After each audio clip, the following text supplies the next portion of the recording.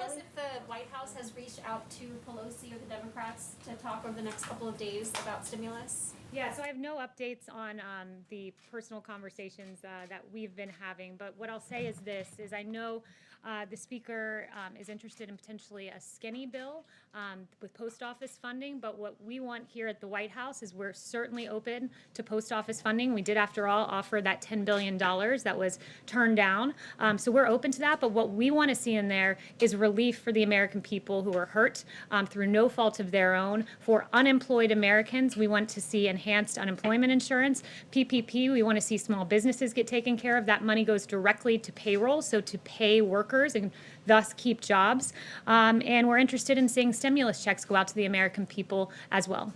On the post office, are you able to share if if the White House is open to the $25 billion that the Democrats are proposing, or is $10 billion the cap? No, we don't have a cap. We're certainly open to looking at the $25 billion, but we want included in there relief for the American people that thus far Speaker Pelosi has been entirely uninterested in, as this president has taken unilateral action to protect Americans subject to eviction, to protect Americans who are unemployed, to protect Americans via a tax cut through payroll deferral. So this president's taken action. Still, we're waiting on a reckless Speaker Pelosi to get back and do her job.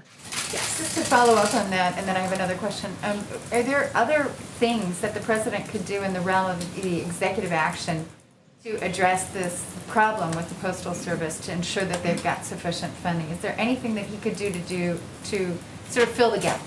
So the post office does have sufficient funding through 2021, and they do currently have cash on hand. They've been given that $10 billion line of credit through the CARES Act, so that's important to note. And look, we're looking at the post office funding to do with Speaker Pelosi, but that must also include money for our hardworking Americans as well. And the president, just to underscore this, mentioned yesterday that he wants to protect postal workers. These are great, hardworking Americans, and he wants to make the post office solvent and to protect those post office jobs. And he mentioned Amazon needing to raise the price of packages for Amazon as a way to help the solvency with the post office. Just follow up. So, with the recent agreement between Israel and the United Arab Emirates, there is great interest on the part of the Emiratis to purchase F-35s. What is the president's position on selling those high-end aircraft to the Emiratis at this point, and would that require congressional changes to remove the qualitative military edge that is guaranteed to Israel at this moment? So we don't confirm or comment on proposed defense sales or transfers until they're formally notified to Congress. To circle back on your first point, too, about post office funding, I did want to highlight a piece that was written by Ruth Goldway, who's a retired chairwoman and commissioner of the U.S. Postal Regulatory Commission. I believe it was in the New York Times. And she said, quote, that the post office has access to about $25 billion in cash. Its own forecasts predict that it will have enough money to operate into 2021. So this notion that there's this emergency for which Nancy Pelosi needs to rush back to Capitol Hill to solve is a farce. It is false. The real thing that's happening here is Nancy Pelosi is feeling pressure from her members, from her constituents, because she's not delivered relief for the American people, and President Trump has. Yes, Paula. Thank you, Kaylee. Today, the president encouraged Americans not to buy Goodyear tires, suggesting that they had a ban on MAGA hats, but it appears that their policy is just a ban on political speech. It's pretty common for most companies. So why is the president retaliating against a private company for their dress code and potentially jeopardizing American jobs? So Goodyear needs to come out and clarify their policy. There was an image. It's a statement. Have They you seen failed that? to clarify. Yes, I did see their statements, which still failed to clarify their policy. What happened is there was an image that was put out that showed that certain speech was acceptable, Black Lives Matter insignia, for instance, but what was not allowed was Blue Lives Matter. What was not allowed was MAGA hats. What was clearly targeted was a certain ideology. They have not denied that that image was presented at one of their facilities, and they need to come out. Racial equality, racial justice, that is okay, but not political speech. That's pretty standard across the board right now. That's not that unusual. Did the president even reach out to Goodyear before he tweeted? They came out and said equity issues. As far as I'm concerned, Blue Lives Matter is an equity issue. There have been police officers across this country that have been targeted because they wear the badge. Look no further than Dallas, where 5 police officers died. So Black Lives Matter, an organization whose in their DC branch said Black Lives Matter means defund the police. One of their presidents in New York said we will burn down the system. We all remember in 2015 the yelling of pigs in a blanket, fry 'em like bacon at a Black Lives Matter rally. Reach out to Goodyear That to speech clarify the is policy allowed, before he but Blue potentially Lives put Matter is Goodyear's not job allowed. at risk. And I will stand at this podium and say Blue Lives Matter is an equity issue, and Goodyear needs to come out and acknowledge Policy that. debate where putting American jobs at risk. Yes. Does the White Well, House, so let me just address that. The reason he called for the boycott was over MAGA. MAGA is pretty much unanimous with Blue Lives Matter these days, if you've seen the endorsements. Yes. hi Kelly, does the White House support rolling back those existing operational changes that Louis DeJoy has done at the Postal Service, like those mail sorting machines? He said he would pause the operational changes going forward, but do you guys support rolling back the ones that have already affected mail delivery? So the president made his position clear on this yesterday, and it is making the post office solvent via Amazon, package rates being raised.